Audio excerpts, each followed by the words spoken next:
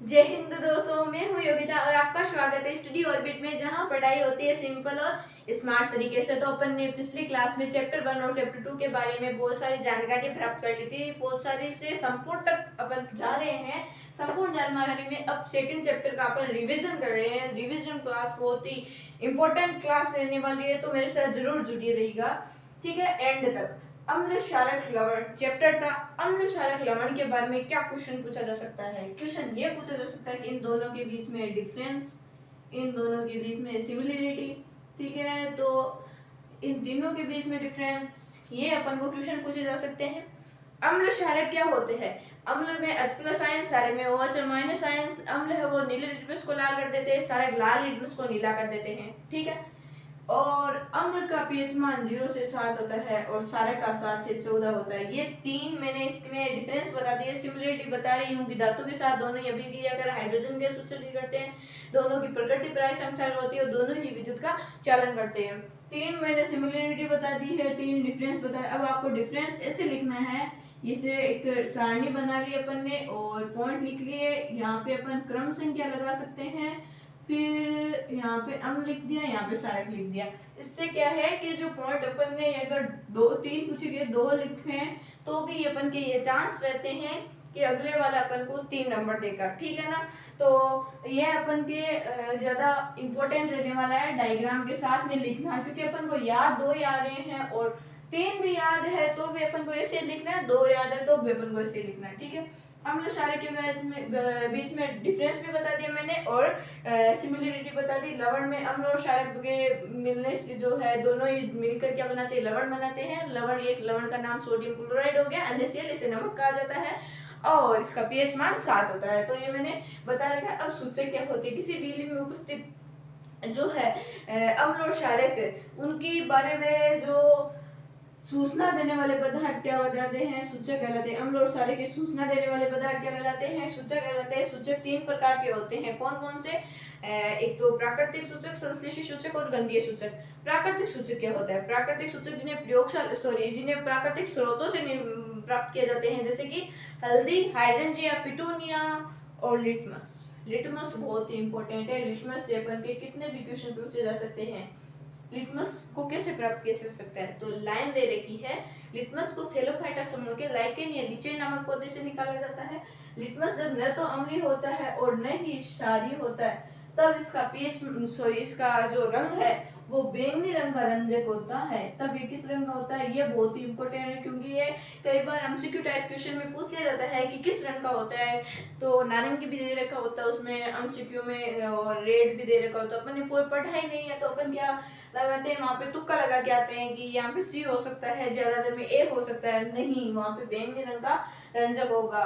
फिर अपन सूचक में प्राकृतिक सूचक पढ़ लिया। अब चलते हैं अपन संश्लेषित, जिन्हें प्रयोगशाला में निर्मित किया है, मेथिलोरेज, फिनोलाफथेलीन, ठीक है। और इसी प्रकार है गंधीय, जिनमें गंध आती है, जैसे कटी हुई प्याज लौंग खाते हैं, तनवेलिना।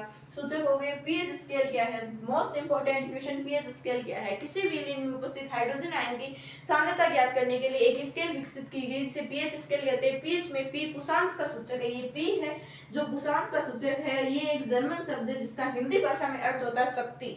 और पीएच स्केल का जो पीएच है उसमें इसका जो फुल फॉर्म क्या होता है? तो वो होता है पोटेंज ऑफ हाइड्रोजन, पोटेंज ऑफ हाइड्रोजन। तो पीएच स्केल का डायग्राम बहुत ही इंपॉर्टेंट रहने वाला है। तो इसमें यहाँ पे ऐसे लगाई अपन, यहाँ पे टच लास्ट में होना चाहिए। यहाँ पे बढ़ती अम्लीयता और बढ़ती क्षारीयता, 0 से 7, 7 से 14 और H+ OH- आयन ऐसे लिखेंगे अपन। फिर अपन चलते हैं पीएच स्केल के बाद में अपन के दे रखा है कि दैनिक जीवन में पीएच का महत्व क्या होता है। तो अम्लीय वर्षा दे रखी है पहले, तो उसमें वर्षा के जल के पीएच का मान 5.6 से कम हो जाता है तो अम्लीय वर्षा होनी शुरू हो जाती है। अम्लीय वर्षा से क्या नुकसान हो सकता है? अम्लीय वर्षा से चरम रोग हो सकता है। अम्लीय वर्षा से जलीय जीवधारी की उत्तरजीविता कठिन हो जाती है। कैसे? समझाइए, संक्षिप्त में समझाइए। तो क्या होगा? जो अम्लीय वर्षा का जो जल है नदी में प्रवाहित करवाया जाएगा। जो जीव है वो जल पिएंगे तो उनकी उत्तरजीविता यानी उनकी जीवन यापन करने का जो तरीका वो प्रभावित होगा और उनके जो शरीर है उनमें बहुत सारी बीमारियां उत्पन्न हो जाएगी, क्योंकि अम्लीय वर्षा का जो एलानोट वसोट उनसे मिलकर बना होता है। तो इसीलिए यहाँ पे मैंने बता रखा है कि जब वर्षा के जल के पीएच का मान 5.6 से कम हो जाएगा तो अम्लीय वर्षा होगी और चरम रोग हो जाएगा और उनकी उत्तरजीविता है वो कठिन हो जाएगी। जलीय जीवधारियों की मछली है, उनमें बहुत सारे जीव रहते हैं, जो जल में रहने वाले बहुत सारे जीव है, लेकिन पहले अपन के दिमाग में मछली आता है, ठीक है ना। पीएच स्केल के बारे में दंताक्षर भी आ जाता है इसमें। मुंह की पीएच का मान 5.5 से कम हो जाएगा। कैल्शियम हाइड्रोक्सी एपेटाइट है वो मतलब इसमें गलने लगेगा, यानी कि वो कट जाएगा और उससे बैक्टीरिया की वजह से अपन के दांत उनमें से ऐसे क्या हो जाएंगे, दांत ऐसे, तो उसमें थोड़ी सी ऐसे काला काला जैसे लोहे पर जंग लगता है तो उससे अपन दांत पर भी जंग लगने लग जाएगा, ठीक है ना। तो पीएच स्केल के बारे में नॉर्मल सी जानकारी है मैंने अभी बताई है, लेकिन पिछला वीडियो है बहुत ही इंपॉर्टेंट पीएच स्केल के बारे में मैंने बता रखा है। खाद्य अम्ल में मैंने एक बार फिर से बताती हूँ, लेकिन पिछला वीडियो है उसमें बहुत इंपॉर्टेंट बता रखा है। देखो, सिरका सी एसी एसिटिक, सिरके में एसिटिक अम्ल, संतरा से और सिट्रिक अम्ल से, नींबू में सिट्रिक अम्ल संतरा में और नींबू में सेम हो गया। और डंक यानी कि चिंटी का डंक हो चाहे मेथेनोइक अम्ल हो उसमें, और नेट्रल का डंक हो उसमें भी मेथेनोइक अम्ल होता है। दही में अपन के लैक्टिक अम्ल अपने बहुत बार सुन रखा है। और फिर अपन का आता है टमाटर, टमाटर में होता है ऑक्जेलिक अम्ल और इमली में होता है, इमली खट्टी होती है उसमें टार्ट्रिक अम्ल, जो अपन को एक बार में लिख बोल तो लेते हैं लेकिन लिखा नहीं जाता है, तो टार्ट्रिक, ठीक है ना। तो ये खट्टी होती है, इसकी वजह से इसका नाम है, बहुत हार्ड है ना, याद रखना, टार्ट्रिक अम्ल। और वो टमाटर में ऑक्जेलिक अम्ल। सबसे इजी खाद्य अम्ल वाले ही है और इसी में से ज्यादा इंपॉर्टेंट क्वेश्चन पूछे जाते हैं। एमसीक्यू है जो फिल इन द ब्लैंक है उसमें भी पूछ दिए जाते हैं। अब अपन के चलते हैं रासायनिक गुणधर्म। रासायनिक गुणधर्म क्या है? अम्ल क्षारक धातु के साथ अभिक्रिया कर हाइड्रोजन गैस उत्सर्जन करते हैं, ये मैंने बता रखा है। एक बार मैं बोल के ही बता रही हूँ क्योंकि लिख के तो अपन ने पहले समझ लिया, क्योंकि ये क्लास है, रिवीजन क्लास है, ठीक है ना। तो रासायनिक गुणधर्म में धातु के साथ अभिक्रिया होगी अम्ल और क्षारक की, तो HCl की Zn के साथ ZnCl2 H2 बन जाएगा, हाइड्रोजन गैस उत्सर्जित होगी। और NaOH की Zn के साथ में Na2ZnO2 सोडियम जिंकेट और हाइड्रोजन गैस उत्सर्जित होगी। अब अम्ल की धातु कार्बोनेट और धातु हाइड्रोजन कार्बोनेट के साथ अभिक्रिया कराते हैं, तो Na2CO3 की HCl के साथ में अभिक्रिया करवाएंगे तो NaCl H2O CO2 बनेगा। और फिर NaHCO3 की अभिक्रिया करवाएंगे HCl के साथ में NaCl H2O CO2 बनेगा। इसमें डिफरेंस इतना ही है कि ऊपर वाले में 2 NaCl लगेगा, यानी सोडियम कार्बोनेट में CO2 जो बन रहा है वो मोस्ट इंपोर्टेंट, बहुत इंपोर्टेंट, CO2 जो बना इसको अपन अगर कैल्शियम हाइड्रोक्साइड के साथ अभिक्रिया करवाएंगे तो अपन के बनेगा क्या, CO3 प्लस H2O। और अत्यधिक मात्रा में अगर अपन इसमें CO2 प्रोवाइड कर देते हैं तो CaHCO3 बन जाएगा। ये 2024 में इंपॉर्टेंट क्वेश्चन पूछा गया था। बहुत सारे बच्चे ऐसे थे जो इसमें कंफ्यूजन हो गए थे, लेकिन अपन को कंफ्यूजन नहीं होना, इसमें बनेगा कैल्शियम हाइड्रोजन कार्बोनेट, ठीक है। ये अपन की दो अभिक्रिया होगी। अम्ल क्षारक की परस्पर अभिक्रिया करवाएंगे तो NaOH की HCl के साथ में NaCl H2O बनेगा, लवण और जल बन जाएगा। अम्ल की धातु ऑक्साइड और क्षारक की अधातु ऑक्साइड के साथ में अभिक्रिया करवाने पर लवण और जल बनेगा, ठीक है। ये 5 अभिक्रिया यहाँ पर संपन्न हो रही है और इनके बीच में डिफरेंस भी अभी आ गए इसी में, और इसके बीच में सिमिलरिटी भी अपन ने इसी में पढ़ ली है, रासायनिक गुणधर्म में।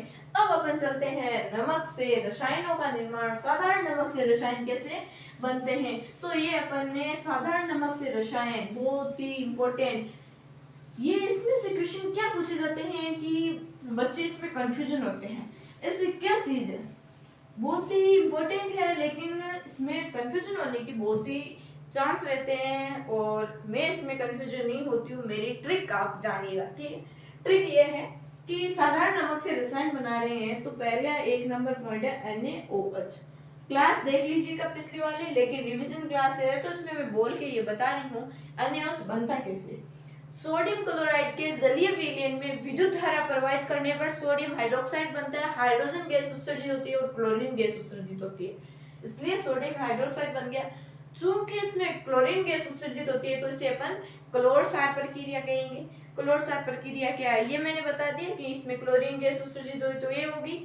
अब अपन इसके यूज पढ़ने वाले हैं। यूज क्या होते हैं, इसके उपयोग क्या है। उपयोग मतलब इसका उपयोग धातु से ग्रीस हटाने में, अगर अपन ये धातु मान लेते हैं उसके ऊपर ग्रीस लगा रखा है तो ये अपन को कैसे हटाएंगे, सोडियम हाइड्रोक्साइड से इसका ग्रीस हटेगा।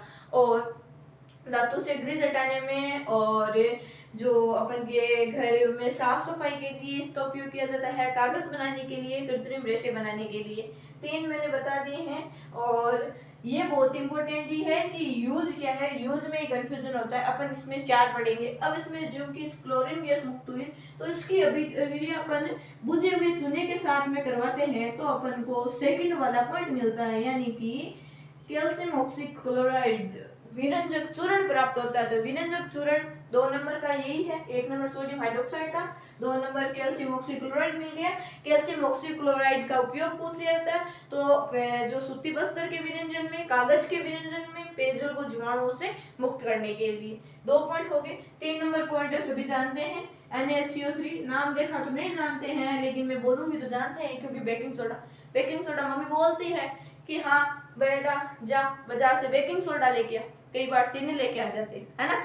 तो ऐसा नहीं होना चाहिए। बेकिंग सोडा एक क्षारीय पदार्थ होता है, दुर्बल क्षारीय पदार्थ होता है, इसे सोडियम हाइड्रोजन कार्बोनेट बोलते हैं और ये बनता कैसे। तो NaCl, CO2, अमोनिया, NH3 इनके उपयोग से ये NH4Cl और NH4Cl और NaCO3 बन जाएगा। और बेकिंग सोडा का उपयोग एंटासिड के रूप में, एंटासिड यानी कि एक जब चिमटी डंक मारती है तब उसमें एंटासिड में NaCO3 बेकिंग सोडा का उपयोग किया जाता है।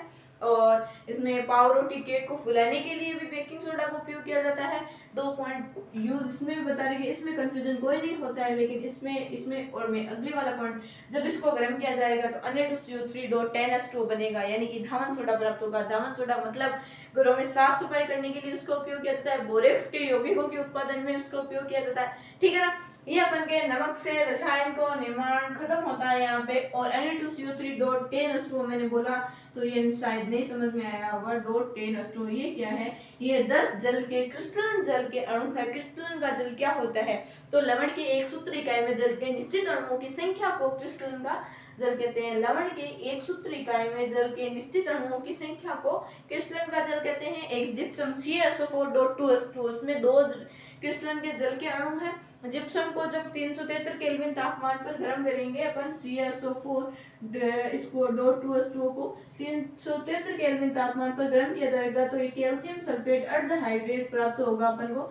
इसको अपन POP कहते हैं। POP का उपयोग डॉक्टर टूटी हुई हड्डियों को सही जगह पर स्थित करने के लिए, प्लास्टर ऑफ पेरिस, प्लास्टर, ठीक है ना। घर पे कई बार क्या है कि POP करवा रखी हमने, है ना, वो POP नहीं है। डॉक्टर टूटी हुई हड्डियों को स्थिर करने के लिए, सजावटी सामान बनाने में, खिलौने बनाने में इसका उपयोग किया जाता है POP का। और साथ ही साथ इसमें POP को अगर अपन इसमें 1 से 1/2 जल बना देंगे तो पुनः अपन को जिप्सम बनकर प्राप्त होगा, ठीक है। तो 2 चैप्टर अपन के यहाँ पर समाप्त हो रहे हैं।